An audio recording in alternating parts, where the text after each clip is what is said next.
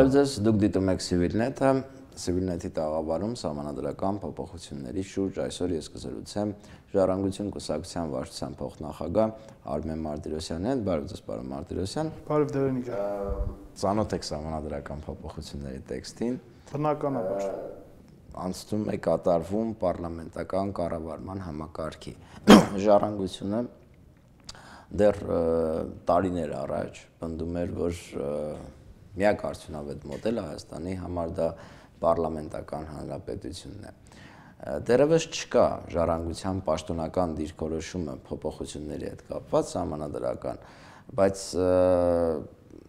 մի կողմ եմ դնում ձեր անձնական հայտարարությունները, անհատական հայտարարությունները։ Ժառանգությունը ըստ ձեզ ուրախ է, որ նման փոփոխություններ են նախաձեռնվում, անցում դեպի պարլամենտական կառավարման համակարգ։ Շնորհակալություն հրավերքի համար այսօր այստեղ այդ հարցերը պարզաբանելու համար, ասեմ, որ ձեր հարցադրման մի հատվածի հետ մի փոքր համաձայն չեմ, որ դուք ասում եք, սա անցում է կատարվում պարլամենտական կառավարման համակարգի։ Այդպես հայտարարված է։ Հա, հայտարարվածը կարող է, բայց իրականության մեջ սա միակուսակցական կառավարման համակարգի է անցում կատարվում, որը պարլամենտարիզմի, պարլամենտական կառավարման հետ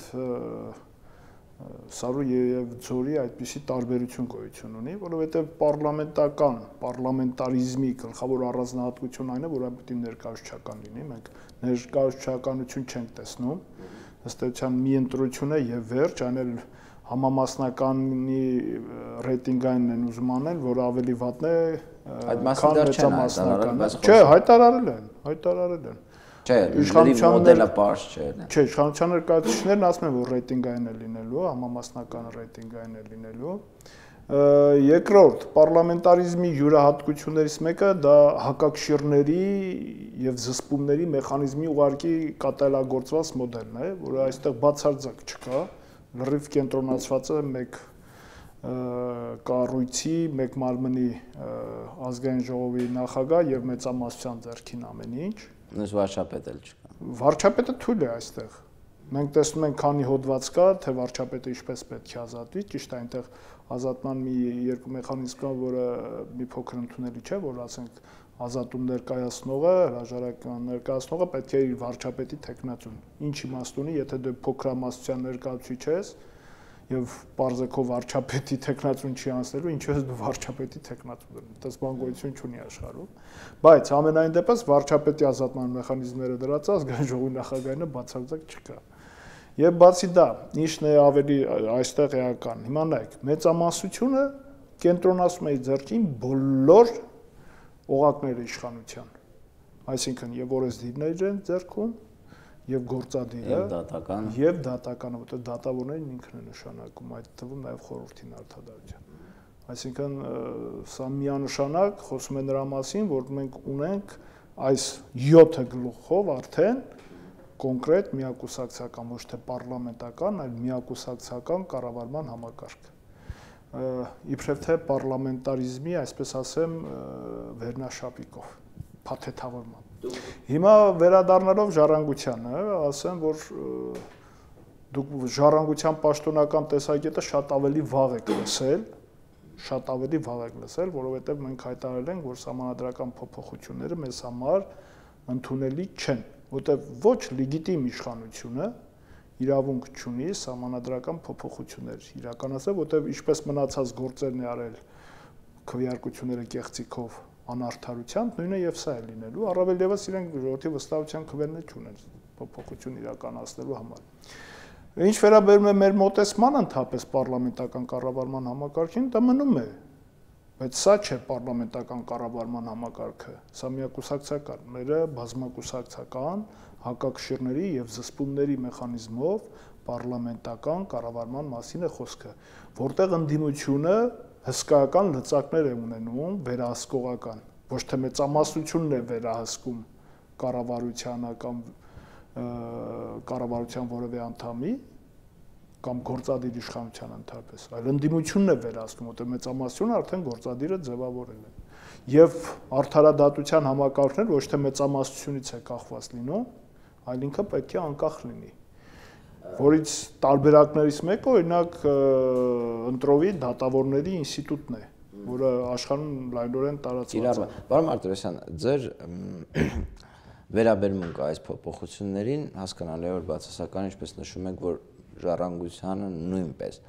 ենթադրել է, որ նման Չէ, մենք ի սկզբանե ենք դեմ եղել։ Ի սկզբանե հայտարարել եք, սակայն նախագծից հետո հայտարարություն տարբերություն չկա, հայտարարություն չի եղել, մենք սպասում ենք մի փոքր փորձագիտական դաշտ, հանրություն քննարկի, տեսնենք ինչպիսի գնահատականներ ունեն, որ նաև մերը։ Հիմա դուք ինչպիսի մոտեցում եք ցուցաբերելու այս խնդրին, որովհետև այստեղ եւս ինչ որ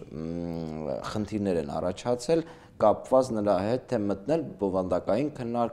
քննարկումների մեջ, չմտնել, բոյկոտել, գնալ դեմ քվեարկել, ինչպիսի վերաբերմունք ցույց տալ։ Ըստ ձեզ, որ մոտեցումն է ավելի ճիշտ եւ արդյունավետ։ Օրինակ, վերջերս կարծիք հնչեց, որ միջև չլուծվի արդար ընտրությունների խնդիրը, անիմաստ է խոսել բոյկոտի, դեմի, չգիտեմ, քննարկել չքննարկելու մասին, որովհետև միևնույն է, ինչպես ընտրություններն են կեղծում, այդպես էլ կկեղծեն հանրաքվեն։ Ձեր մոտեցումը։ Ձեր ասածը իսկապես ճիշտ է, որովհետև օրինակ տեսեք 2005 թվականի փոփոխությունների process-ին եւս մասնակցել եմ, այն ժամանակ հիշում եք ընդդիմությունը բոյկոտի կողմնակից է։ 2005-ին։ Այո, 2005-ի փոփոխություններին։ Եվ արդյունքում մենք տեսանք, որ Երևանում ոչ մեկ չէր գնում ուրվականների հանրաքվե։ Ուրվականները, բայց պաշտոնական տվյալներով գրվեց 60 քանի տոկոս մասնակցություն եւ անցավ։ Հիմա դրա համար բոյկոտել թե դեմ գնալ քվեարկել քննարկման խնդիր է։ Առավել եւս ես կարծում եմ, որ այդ խնդիրը պետք է լուծվի այն ճակատի շրջանակում, որը դեմ կարտակի, այսինքն այն միասնության շրջանակում, որը ժառանգությունը ցանկանում է լինել, ես ցանկանում եմ լինի, այսինքն բոլոր այն քաղաքական գործիչները, ուժերը կլինեն խորհրդարանում, թե խորհրդանից դուրս, քաղաքացիական եւ հասարակական այն բոլոր կազմակերպությունները եւ խմբերը, որոնք դեմ են սահմանադրական փոփոխություններին, իրենք բոլորը մեկ վայրում պետք է միասնական ճակատ կազմեն, այսինքն մեկ օղակ դա պետք է լինի եւ բոլոր տեսակի որոշումները այդտեղ քննարկվելուց հետո կոմպրոմիսային ճանապարհով բերվի հրապարակ մեր քաղաքացիներին մատուցվի, որտեվ ես այդ տեսակետի հետ որոշակիորեն համաձայն եմ, որ իհարկե բոյկոտեն, թիվ կնկարեն, մասնակցեն, դեմերը կսարքեն, այոներ, այսինքն ոնց ուզում ես արա, այս իշխանությունները կեղծիքը պետք է անի։ Դա համար ես մի փոքր նաև այդ տեսակետը կրելով մի փոքր ավելի հիմնային երևի տեսակետ ունեմ, որ առաջերտին պետք է Հայաստանում իշխանափոխություն իրականացնել, որից հետո պետք է մեր մոտ լինի նոր ազատ, արդար եւ թափանցիկ ընտրություններով ձևավորված իշխանություն, որից հետո երևի թե ճիշտ կլինի ունենալ սահմանադիր ժողով, որը կախված չի լինի քաղաքական ուժերից, տվյալ պահի շահագրգռվածություններից եւ ինքը Հայաստանում առաջի անգամ սահմանադրություն կընդունի, որը ժողովրդի եւ պետության հակով կլինի։ Ոչ թե տվյալ պահի իշխանության եւ նրա ղեկավարի հակով, ինչը միշտ Հայաստանում այդպես է եղել, այլ բացառապես կլինի ժողովրդի եւ պետականության հակով։ Շատ լավ։ Ես այդ մոտեցման կողմնակիցն եմ, բայց դա իհարկե վերջնական չի կարող լինել, կարծում եմ քննարկումների արդյունքում։ Այսինքն ինչ պետք է դնել իշխանափոխության խնդիր հիմա։ Հիմա տեսեք, այսինքն մեխանիզմները, հայտարարությունները, սակայն երբ դա արդեն բերում ես իրական կյանք, սկսվում է ինչ-որ կոնֆլիկտ եւ այլն։ Ես չեմ կարծում, որ կոնֆլիկտ կարող է առաջանալ, որովհետև տեսեք, այս վերջի ժամանակահատվածի իրադարձությունները կարծես բոլորովին այլ բան ցույց տվեցին։ Խոսքը ինչի մասին է։ Հոսանքի թանկացման հետ կապված։ Հասարակության մի ստվար զանգված եկավ իր մտքում ունենալով իշխանափոխության process-ը։ Այո։ Բայց երբ տեսա, որ սա բոլորովին այլ ուղղությամբ է ընթանում, ինքը սկսեց չմասնակցել։ 7 դրամանուց է ասում։ Հա, ու իմ հարազատների, կուսակցական ընկերների մեջ բազմաթիվներ էին այդպիսիք, որոնք ուղղակի հրաժարվեցին մասնակցել, որտեղ ասացին երկրում բազմաթիվ հազարավոր 7 դրամանոց խնդիրներ գոյություն ունեն, 7 դրամը դա ընդամենը հետևանք է եւ ոչ պատճառ, եթե մենք պատճառը չենք վերացնում, հետևանքները բազմաթիվ անընդհատ լինելու են ու արդյունավետ չես էլ կարողանում պայքարես։ Ինչ որ մի բան կարող է փորձում ես անել, բայց արդյունավետ չի լինում, հետո ամբողջական բան չի լինում, վերացում չի լինում հետևանքի։ Դրա համար մեր քաղաքացիները կարծեք թե ետ կանգնեցին այդ process-ից։ Այդ пассивությունը դրանով էր պայմանավորված։ Հիմա այս process-ին ես մտածում եմ, որ մեր քաղաքացիների ետնամտքում կամ այսպես ասեմ ցանկության մեջ հենց իշխանափոխություն է, որտեղ հիմա որ նորից ասենք փողոցում ինձ հանդիպում է կամ որևէ այլ վայրում մեր քաղաքացիները չեն ասում սահմանադրական փոփոխությունների դեմ ոնց ենք պայքարելու, ասում են այս իշխանություններից երբ ենք պրսնելու։ Ընդ որում հետարքիր այս վերջի ժամանակահատվածում իշխանության ներկայացուցիչներ են ինձ այդպիսի բան ասում, որ լավ երբ եք միավորվում այս հարցը լուծեք, երկիրը լրիվ կործանվում է։ Իշխանության ներկայացուցիչ, որը չես պատկերացնի, ասենք երբևիցե որ նմանատիպ ասենք Բարձրաստիճան Պաշտոնյան կարող է նմանատիպ հարցադրում ունենա։ Հարցադրում անի։ Այո, ես էլ եմ լսել հենց իշխանության շատ ներկայացուցիչներից, որ իրենք ասենք լատենտ ընդդիմադիրներ են, էլի։ Դուք ինչքան հասկացա ձեր խոսքերից, տեսնում եք միակ ճանապարհը հրապարակային պայքարը։ Ուրիշ ճանապարհ չունի, Հայաստանում ընդդիմությունը եւ քաղաքացին ուրիշ ճանապարհ չունի։ Եթե իշխանությունը ձևավորված լիներ քաղաքացու քվեով, ես այդ դեպքում կմտածեի, որ քաղաքացին իր իշխանությանը կարող է իր համապատասխան օղակներով պարտադրի, որ փոխի այդ մոտեցումը։ Առավել եւս ընտրված իշխանությունը այսպիսի անհետ սահմանադրական փոփոխություններ չէր բերի։ Բայց տեսեք, խնդիրը ինչու՞մն է։ Դրա համար ես կարծում եմ իսկապես միակ օղակը կամ միակ վայրը, որտեղ թողել են, որպիսի ընդդիմությունը եւ հասարակությունը պայքարի, դա հրապարակն է, իհարկե։ Խնդիրն ինչու՞մ է, որ Սերժ Սարգսյանը եւս դեմ է պաշտոնական, եթե հայտարարություններն ենք վերցնում, անցում պարլամենտական հանրապետության։ Այդ դեպքում ինքը ինչ է բերում, չէ՞։ Տեսեք, մի տարի առաջ ասել էր, հետո մամուլում ինչ որ արտահոսքեր են անում։ Ասելու մասին է խոսքը։ Եվ որևէ հայտարարություն չկա։ Սերժ Սարգսյանը շատ բաներ է ասել, որ իրականությանը չի համապատասխանել։ Ասենք ինքը ասել է, որ ազատ արդար ընտրություններ են լինելու, ինքը նշեց, որ երիտասարդ ընտանիքները բոլորը բնակարան կունենան։ Դե ահա, Երևան Ստեփանակերտ թռիչքի առաջին ուղևորն է լինելու։ Ինքը հերյուրանք անվանող տարածողներ անվանեց, իբր թե մենք հերյուրանք ենք տարածում, որ գազի գինը թանկանալու է։ Պարզվեց գազի գինը ոչ միայն թանկացել է, այլև $300 միլիոն պարտք ունենք մեր ուսերի վրա։ Այնպես որ Սերժ Սարգսյանը շատ, այսպես ասեմ, հայտարարություններ արել, որ միջալոց մի հայտարարություններ արեց, դրականորեն չեղավ։ Գյումրիում որպես գյումրեցիք հիշեք, որ լրագրող աղջկային ասեց ուզենք այնքան կխփենք, բայց Գյումրիում չկարողացավ խփել եւ 77%-ը Ռաֆի Հովհաննիսյանին ձայն տվեց Գյումրու։ Այսինքն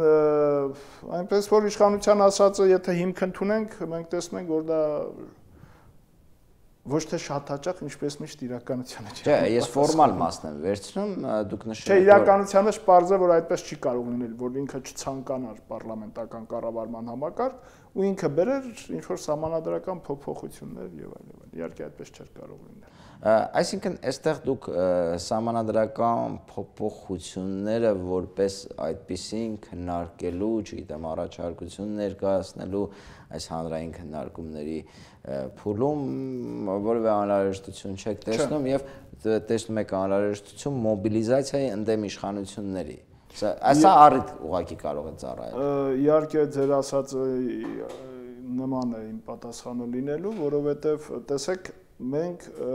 մոտապես պատկերացնում ենք, թե ինչ կարող է լինել։ Դա համար նախորդ իշխանություններին 5 առաջարկ ներկայացրեցինք։ Ես եւ Ռուբեն Հակոբյանը թեև խիստ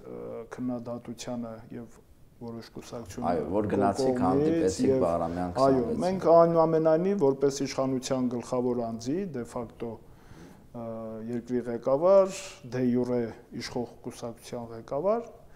իրեն ներկայացրեցինք մեր մոտեցումները, թե որ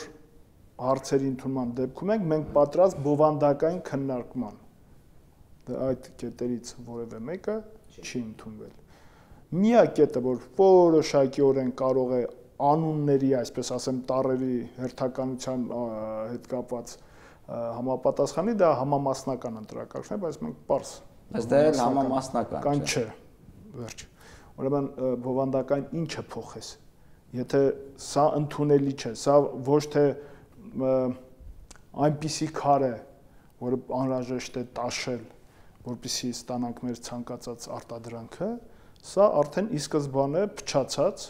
քար է, եւ սա որևէ ձևով ենթակա չէ մշակման, որպեսզի մեր ուզած արտադրանքը ստանանք։ Դրա համար բովանդակային քննարկումների մեջ մտենք, որ ինչ անենք, ինչպես ասում է Սերժ Սարգսյանը։ Տապներ ասում ենք, չէ՞ ասում։ Չէ, ես ինքնատեսեմ ասել։ Փաստացի դուք այդպիսի քաղաքական առաջարկով եք ներկայանալու, ինչքան ես հասկացա։ Չէ, ներկանալու խնդիրը գոյություն չունի։ Չէ, առաջարկը ժամանակին արվել է, իշխանությունները չեն ընդունել։ Հիմա Չէ, իշխանությունների մասին չէ խոսքը, քաղաքական, ընդդիմադիր, ոչի, դաշտի ուղղված։ Ես ասեմ, մենք ինչ առաջարկով ենք ներկայանալու։ Ես արդեն բարձրաձայնել եմ, դա միասնական դաշտ ստեղծելու առաջարկն է։ Որևէ մեկը առաջ ընկնելու կամ հետ ընկնելու խնդիր չունի, կարծեք թե ակնհայտ է բոլորի դիրքորոշումը, որ դեմ են։ Եթե իսկապես ընդդիմադիր դիրքերից են ուզում հանդես գան, պարզ է, որ եթե այս սահմանադրական փոփոխությունները ընդունեն, ընդդիմադիր դաշտ գոյություն չի ունենալու եւ մեկս մյուսին որպես ընդդիմադիր իարդեմ պայքարելու խնդիր էլ չեն ունենալու։ Դրա համար որևէ մեկը, եթե իսկապես ուզում է երկրում իրավիճակ փոխվի, ինքը բոլոր այն երկրորդական, երրորդական հարցերը պետք է մի կողմ դնի, կամ գլխավոր հարցեր կարող են լինել, բայց որոնք միայն կարող են սահմանադրության կանգնեցման, կասեցման եւ իշխանափոխության գործընթացից հետո կյանքի կոչվել։ Իրենք պետք է բոլորը միանան այդ հարցերը լուծեն, նոր դրանից հետո գնան իրար հետ պայքարեն եւ արտաքին քաղաքական հարցերի համար, թե որի մոտեցումն է ճիշտ եւ հասարակության որ հատվածի կողմից է ստանում աջակցություն, որի տնտեսական մոդելն է ավելի ճիշտ։ Հիմա բոլոր այդ հարցերը օդում կախված են, քանի որ կա սահմանադրական փոփոխությունների խնդիր, քանի դեռ կա ոչ լեգիտիմ իշխանություն։ Մնացածը արդեն երկրորդական է։ Հացանցյալ են իրոք խնդիրները։ Շնորհակալություն, պարոն Մարտիրոսյան։ Շնորհակալություն, որ այսօր ես զրուցում էի Ժառանգություն կուսակցության վարչության փոխնախագահ Արմեն Մարտիրոսյանի հետ, կհանդիպենք։